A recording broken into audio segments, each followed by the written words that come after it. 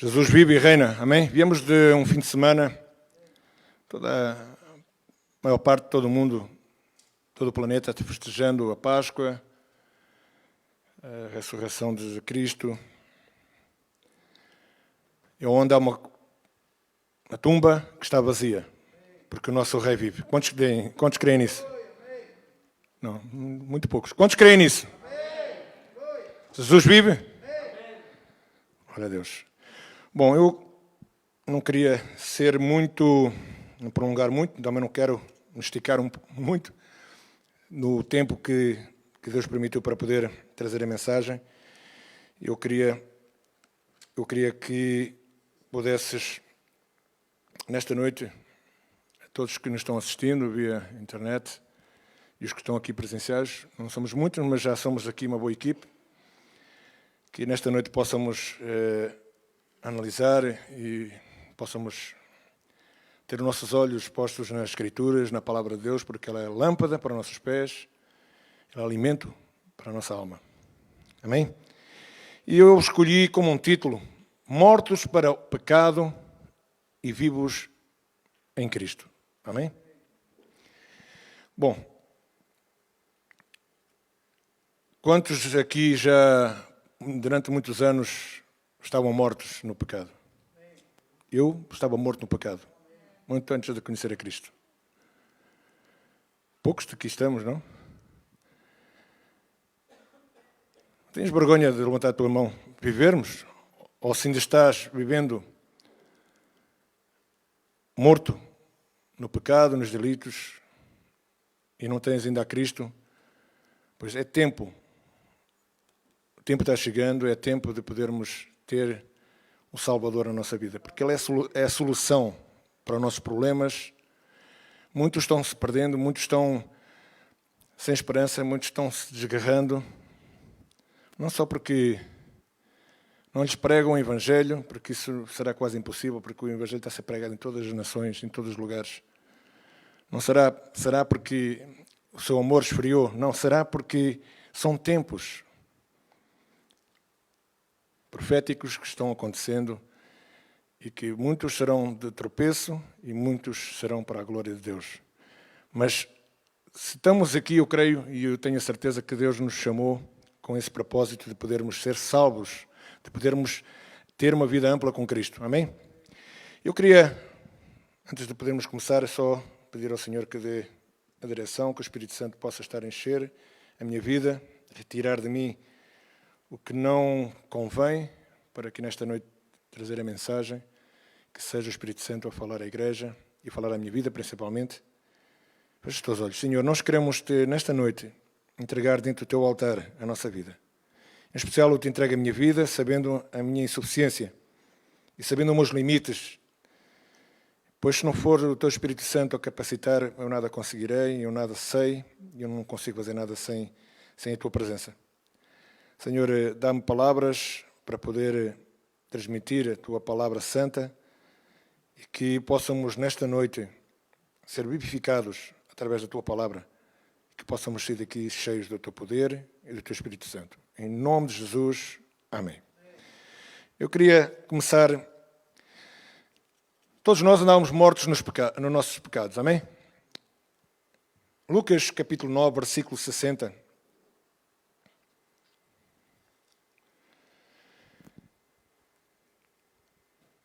Há aqui uma observação de Jesus que fala quando havia uma preocupação de enterrar os mortos.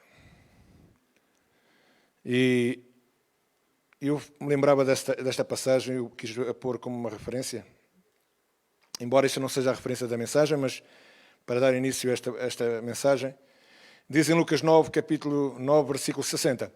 Mas Jesus lhe observou: deixa os mortos o enterrar os seus mortos, porém tu vai e anuncia o reino de Deus. Amém? O que é que será que Jesus estava a querer com esta observação, falando em relação... Deixa que os mortos enterrem os mortos. Eu creio que muitos já têm a sua vida ampla com Cristo, mas por momentos continuam a viver uma vida como mortos, porque ainda continuam saciando nos seus deleitos, nos seus pecados e tendo aceitado a Jesus, tendo uma vida congregal, provavelmente ir à igreja, fazendo os seus votos como qualquer um cristão, mas no seu interior a sua vida ainda se mantém com cheiro de morte. Eu creio que Jesus, quando estava falando, quem é o morto que sepulta outro morto? Por que é que Jesus disse isto? Vamos ver em Efésios, esta observação que Jesus fez aqui em Lucas, eu creio que a resposta está em Efésios. Em Efésios, capítulo 2, versículo 3. Se puderes abrir a tua Bíblia e puderes-me acompanhar.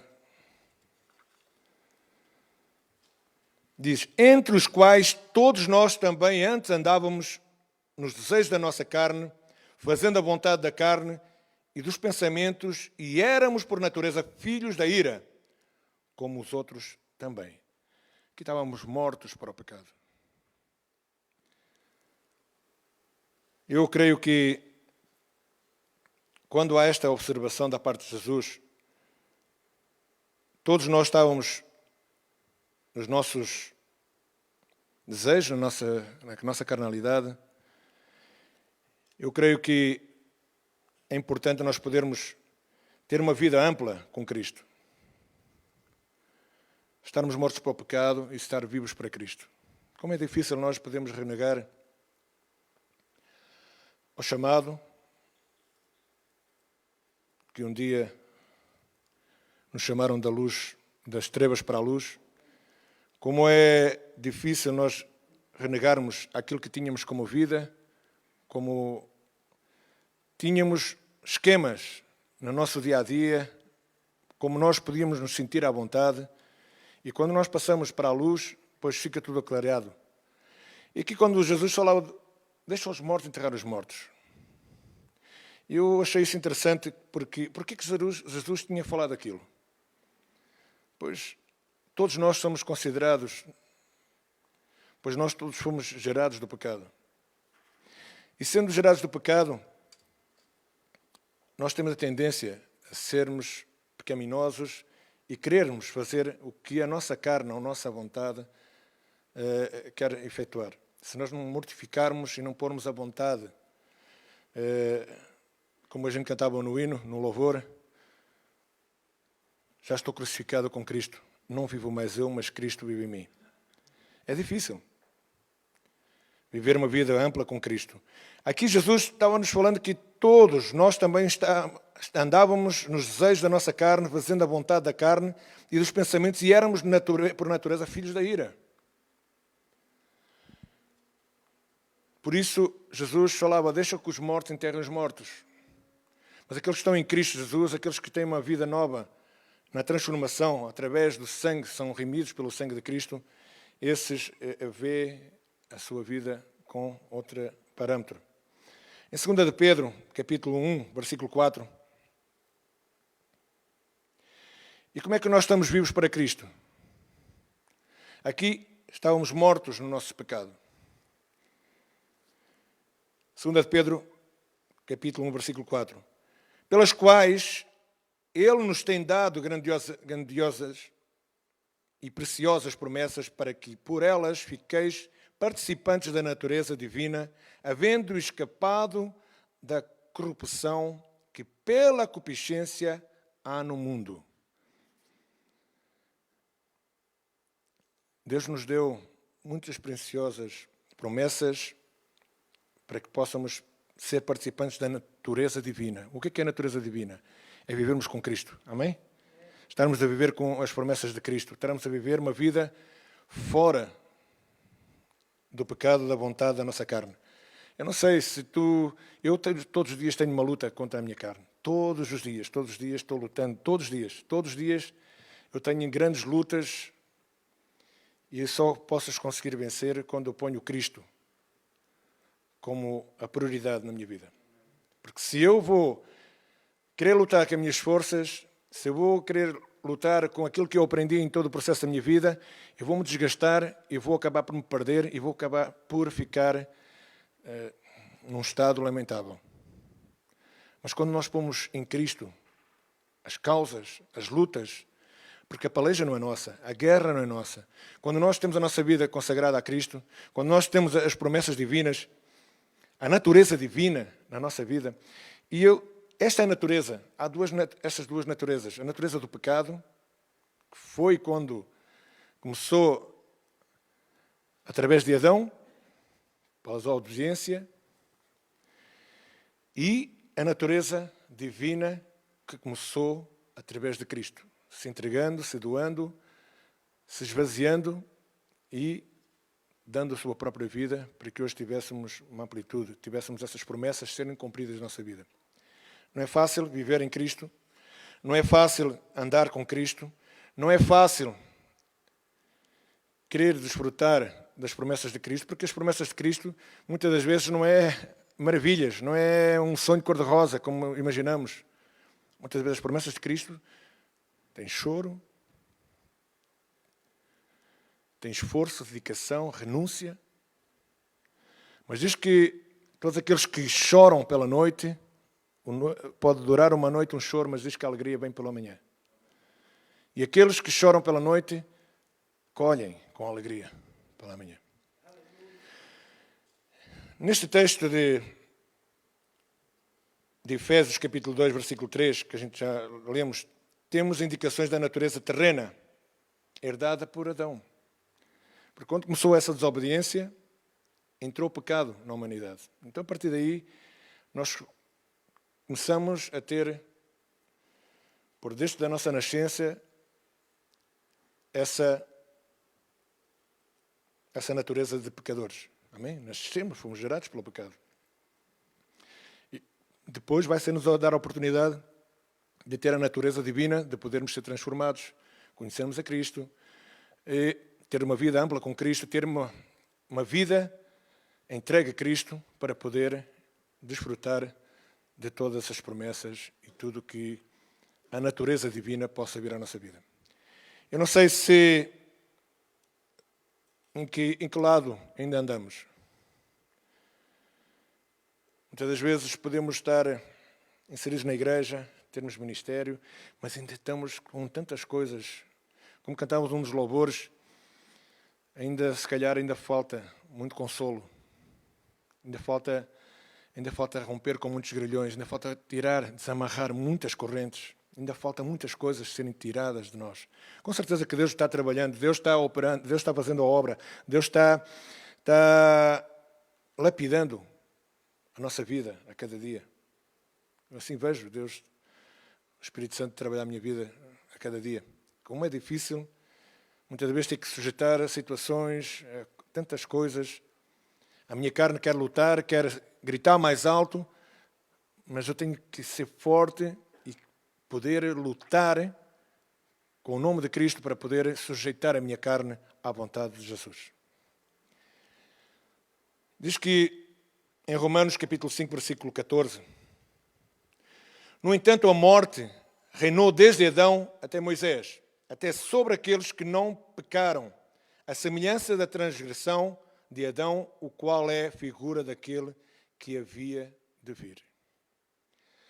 No segundo texto, também aqui estamos a falar da natureza, o porquê que gerou o pecado. Eu creio que a morte, ela surgiu por falta realmente do homem desobedecer, não ser sujeito.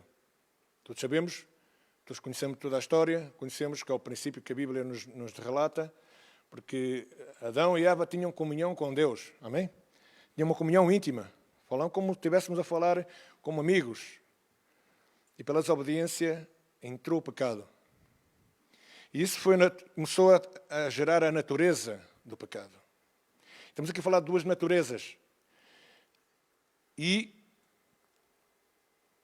em 2 Pedro capítulo 1, versículo 4, a natureza divina, que é obtida pelo novo nascimento, ou como também é designado a regeneração do Espírito Santo. Amém?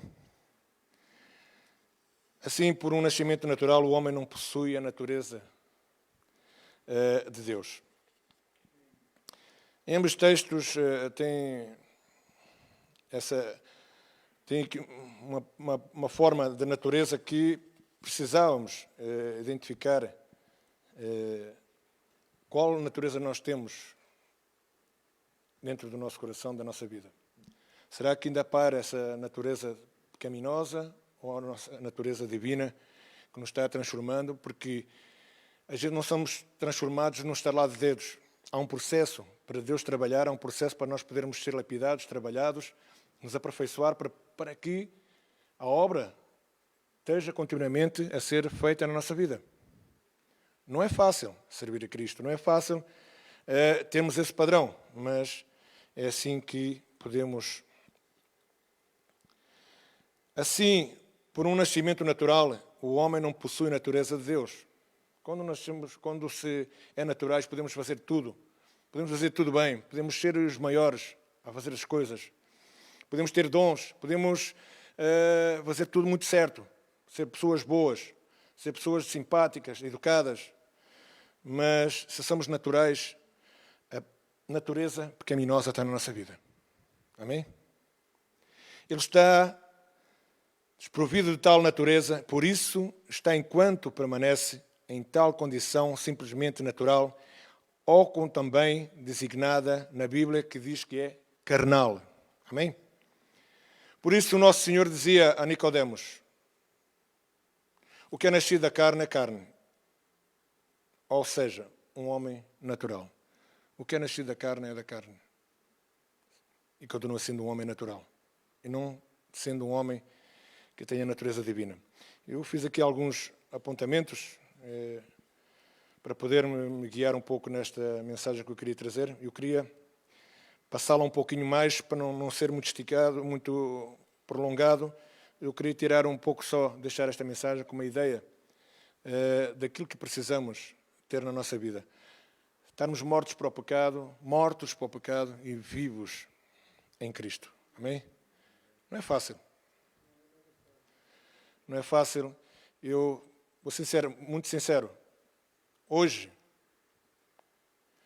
com os anos que tenho em Cristo, se eu soubesse o que era, quando me perguntaram se eu queria aceitar Jesus, eu provavelmente se calhar não ia aceitar. Eu não sei qual é eu digo, pelo aquilo que a trajetória que eu passei na vida, eu sei que é uma vida de sofrimento, de renúncia. Se eu soubesse hoje, naquele tempo, o que eu sei hoje, eu ia dizer que não, eu não quero seguir a Cristo, que eu não quero uma vida de sofrimento, de renúncia. Porque quando se diz que em Cristo coisas novas, o velho homem morreu, amém, coisas novas fizeram, e que uma vida fácil não é vida fácil, é uma vida difícil. Mas é assim que nós conseguimos ter a natureza divina. Sem mortificarmos a nossa carne, a nossa vontade, não conseguiremos ter a nossa vida diante de Cristo. Amém? Daí há uma necessidade do homem nascer de novo do Espírito Santo para que possa ter gerado nele a natureza divina, pela qual poderá então agradar a Deus e ter comunhão com Jesus. Amém? Em João capítulo 3, versículo 5 diz: e Jesus respondeu na sua verdade, e na verdade te digo, que aquele que não nascer da água e do Espírito não pode entrar no reino de Deus. Como nós no princípio estávamos a ler em Lucas 9, versículo 9, capítulo 9, versículo 60, mas Jesus lhe observou: deixa os mortos o enterrar os seus mortos, porém tu vai e anuncia o quê? O reino de Deus. Porque aquele que não nascer da água e do Espírito não pode entrar no reino de Deus. Então tem que haver uma renúncia, tem que haver um sacrifício, tem que haver uma vida com a natureza divina na sua vida para poder haver uma mudança. O que é nascido da carne é carne, e o que é nascido do Espírito é Espírito. Amém? Por isso há uma diferença muito grande.